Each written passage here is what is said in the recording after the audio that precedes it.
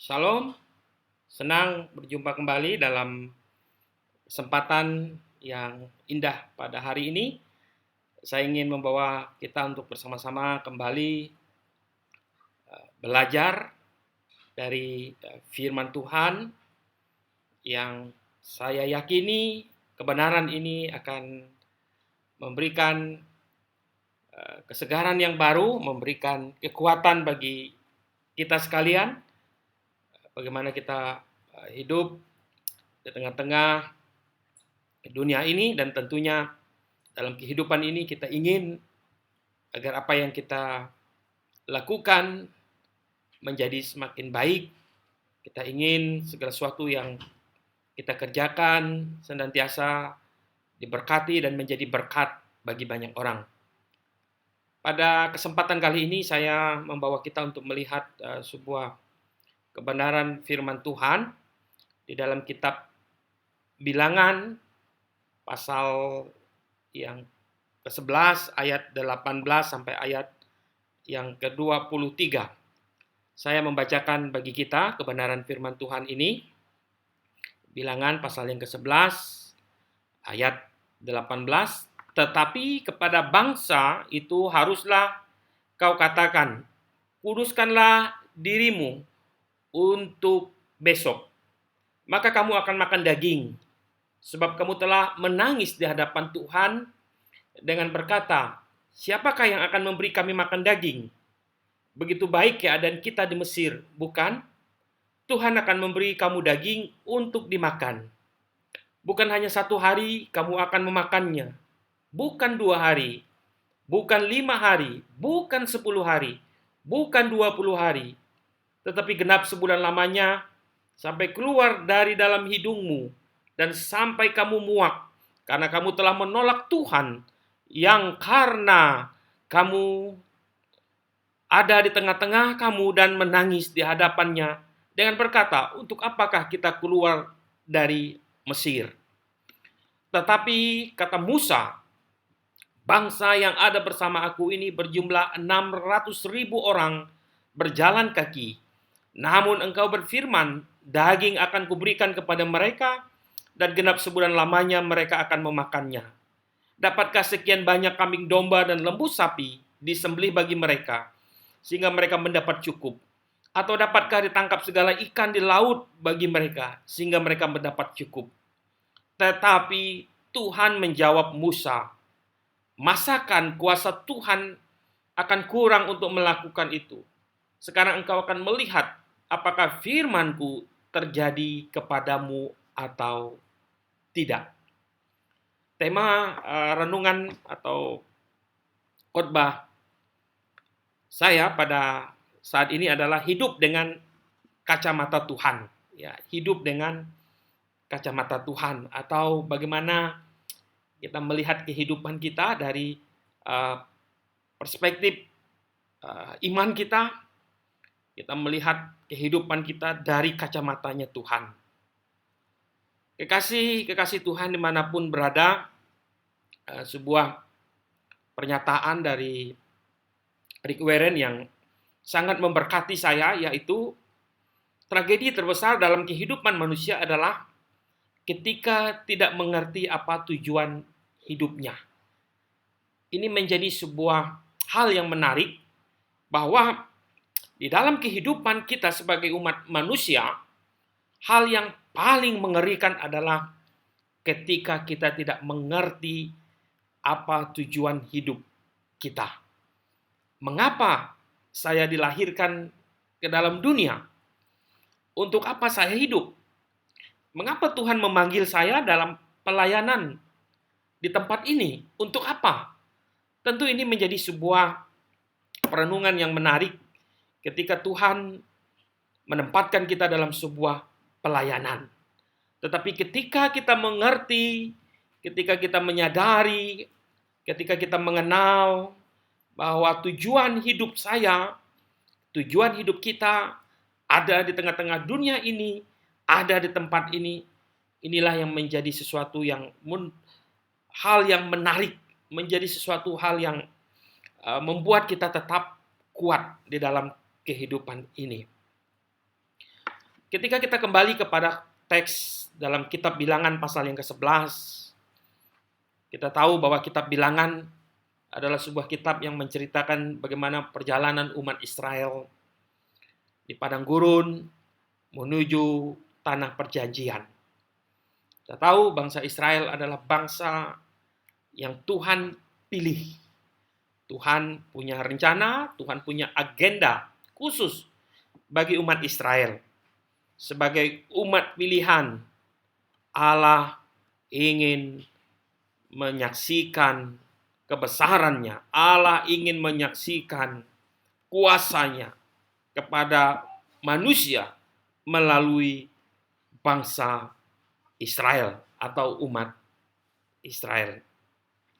Tetapi di dalam perjalanan mereka dari tanah Mesir, mereka ada dalam perbudakan menuju kepada tempat yang Allah janjikan. Tentu perjalanan itu tidak seperti yang kita bayangkan. Perjalanannya penuh dengan tantangan. Perjalanannya penuh dengan hambatan. Bahkan mereka harus berputar-putar. Tentu ini punya maksud, punya tujuan yang Tuhan nyatakan, yang Tuhan siapkan bagi umatnya. Tetapi di dalam perjalanan yang penuh dengan tantangan, penuh dengan hambatan, sekali lagi kita melihat bahwa penyertaan Tuhan tidak pernah berhenti untuk menolong bangsa Israel. Ada tiang awan sebagai tanda kehadiran Tuhan yang membuat mereka berjalan di tengah-tengah sinar matahari. Mereka merasa ada perlindungan dari Tuhan. Ada tiang api sebagai tanda bahwa Allah hadir, memberi terang bagi perjalanan mereka. Tentu ini menjadi sesuatu hal yang luar biasa di dalam perjalanan umat Israel. Bahkan Allah juga membuat mujizat ketika bangsa Israel mereka sedang ada dalam pengejaran tentara-tentara Mesir. Tetapi mereka melihat bahwa di depan mereka ada laut Teberau yang begitu dalam, yang begitu luas.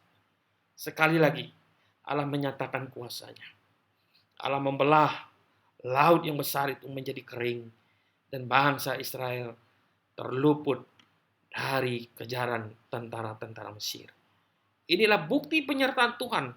Tanda-tanda kehadiran Tuhan bagi umatnya. Di dalam konteks kitab Bilangan pasal yang ke-11, kita melihat di ayat yang ke-5 dan ayat yang ke-6, mereka mulai ingat kepada masa lalu mereka di Mesir. Kita teringat kepada ikan yang kita makan di Mesir dengan tidak bayar apa-apa, kepada mentimun dan semangka, bawang prei, bawang merah, dan bawang putih. Tetapi sekarang kita kurus kering, tidak ada sesuatu apapun kecuali mana ini saja yang kita lihat. Bangsa Israel, mereka mulai melihat masalah. Mereka mulai ingat akan masa lalu mereka. Mereka ingat ketika mereka di Mesir, walaupun secara fisik mereka harus bekerja keras, tetapi mereka ingat bahwa mereka menikmati makanan-makanan yang enak. Tetapi hari ini ketika mereka ada di padang gurun, mereka merasa kelaparan. Mereka merasa bahwa apa yang Allah siapkan bagi mereka itu tidak mampu mereka syukuri dalam hidup mereka. Sahabat-sahabat yang Tuhan kasihi, apa yang menjadi pelajaran dari perjalanan umat Israel, bangsa Israel dari tanah Mesir menuju kepada tanah Kanaan? Sehingga perjalanan itu menjadi sebuah gambaran perjalanan kehidupan kita pada masa kini. Apa yang menjadi nilai dari perjalanan ini? Sehingga kita mampu melihat ada hal-hal yang terus akan menguatkan dan meneguhkan iman kita. Hal yang pertama adalah kadangkala hidup kita menggunakan kacamata Israel. Seringkali dalam hidup ini kita gunakan cara pandang kita, cara pandang manusia, cara pandang Israel. Yang pertama adalah seringkali hidup kita bersungut-sungut. Ketika ada masalah, ketika ada kesulitan, mudah sekali kita berkata, Tuhan, mengapa ini terjadi? Mengapa semakin saya setia kepada Tuhan, mengapa tantangan dan kesulitan semakin besar dalam hidup saya? Seringkali kita menggunakan kacamata hidup seperti ini. Kita menyalahkan Tuhan. Kita mulai menyalahkan orang lain. Kita mulai menyalahkan keadaan kita. Dan kita terus bersungut-sungut di dalam kehidupan kita. Lalu hidup dengan kacamata Israel adalah yang kedua adalah kita mulai meragukan kuasa Tuhan. Seringkali kita bertanya, di mana Tuhan? Mengapa Engkau tidak memberikan kuasa dan mujizat? Saya sudah berdoa Tuhan, saya sudah setia untuk mengiring Engkau. Tetapi mengapa Engkau tidak menolong ketika saya membutuhkan pertolongan? Mengapa Engkau tidak mengangkat beban hidup? Mengapa Engkau tidak memberikan jalan keluar untuk setiap persoalan-persoalan yang saya hadapi hari ini? Apakah kuasa-Mu tetap sama dari dahulu sampai sekarang? Seringkali kita mulai meragukan kuasa Tuhan. Kita mulai ragu, apakah Tuhan itu benar ada? Apakah Tuhan itu mengasihi saya? Apakah Tuhan itu benar-benar sayang dengan saya? Lalu hal yang ketiga, ketika kita menggunakan hidup dengan kacamata Israel adalah kita mulai menyalahkan Tuhan. Mengapa Tuhan membiarkan ini terjadi? Mengapa Tuhan mengizinkan ini terjadi? Mengapa Tuhan tidak membela saya? Mengapa Tuhan tidak mengawal saya? Mengapa ketika kejahatan itu terjadi, mengapa Tuhan tidak menghalangi sehingga itu tidak terjadi dalam kehidupan saya? Seringkali kita mulai berpikir bahwa apa yang salah dalam hidup ini? Kita sudah melakukan yang baik, tapi kadangkala Tuhan izinkan sesuatu hal terjadi dalam hidup kita. Lalu hal yang keempat ketika kita menggunakan hidup kita dengan kacamata Tuhan atau kacamata Israel adalah kita tidak mampu bersyukur atas apa yang Tuhan karuniakan dalam hidup kita. Seringkali kita mengukur hidup kita dengan cara pandang kita. Seringkali kita melihat hidup kita hanya dari kacamata kita. Kacamata manusiawi kita. Kacamata yang lebih dominan adalah hawa nafsu kita. Kedagingan kita. Kita tidak melihat dari cara-cara Tuhan bekerja dalam hidup kita. Lalu bagaimana hidup dengan kacamata Tuhan? Yang kedua adalah bagaimana kita melihat kehidupan kita dengan kacamata Tuhan. Yang pertama adalah hidup percaya. Iman yang terus bertahan. Iman tidak hanya bicara ketika saya percaya saya diselamatkan. Tetapi iman yang sejati adalah saya tetap setia. Apapun yang terjadi dalam hidup saya. Apapun yang saya alami sampai hari ini. Saya ingin tetap kuat. Saya ingin tetap setia dengan Tuhan. Lalu yang kedua, tidak meragukan kuasa Tuhan. Hidup dengan kacamata Tuhan kita percaya. Kuasa dan mujizat Tuhan sampai hari ini masih terjadi. Kalau hari ini Tuhan bisa memulihkan masa lalu saya, berarti kuasa yang sama akan terus terjadi dalam hidup saya. Kita tidak meragukan Tuhan sanggup melakukan perkara-perkara yang besar dalam hidup kita. Tuhan tidak pernah membiarkan kita berjalan dalam kekelaman. Tuhan akan selalu hadir dalam hidup kita. Lalu yang ketiga adalah kita selalu harus taat kepada firman Tuhan. Kita harus taat kepada perintah-perintah Tuhan. Seringkali dalam hidup kita, ketaatan yang kita lakukan, kita lebih taat kepada hal-hal yang lain daripada kepada firman Tuhan. Ketika kita hidup dengan kacamata Tuhan, Mari kita belajar, Tuhan, saya mau taat dengan Engkau. Saya mau taat dengan firman-Mu. Apa yang Engkau katakan dalam firman, kiranya oleh anugerah Tuhan, saya akan melakukannya di dalam kehidupan saya, di dalam pelayanan saya. Dan yang keempat, kalau kita hidup dengan kacamata Tuhan adalah bagaimana kita menerima janji berkat Tuhan. Bangsa Israel, mereka menuju kepada tanah perjanjian. Tanah yang Allah telah janjikan kepada umat Israel. Ada berkat-berkat yang Tuhan telah siapkan ketika kita hidup dengan kacamata Tuhan. Dan kita akan menikmatinya di dalam kehidupan kita.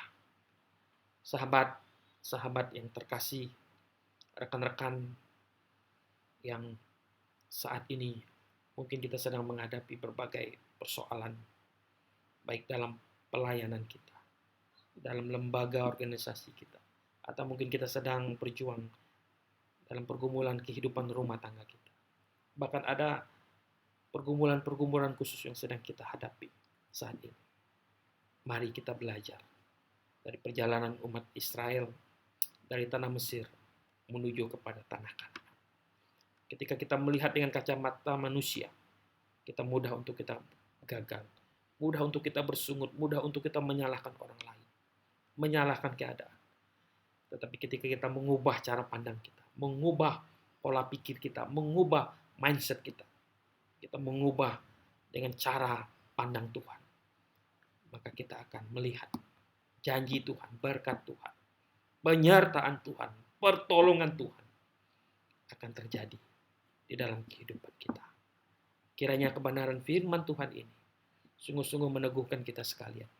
Dan saya percaya setiap kita merindukan kehadiran Tuhan, merindukan karya Tuhan yang sungguh-sungguh lebih nyata melalui kehidupan kita, melalui pelayanan kita. Semoga kebenaran firman Tuhan ini memberikan pengharapan kita, memberikan kekuatan bahwa saya ingin hidup dengan kacamata Tuhan. Karena saya yakin dan percaya Tuhan tidak akan pernah membiarkan saya. Terima kasih.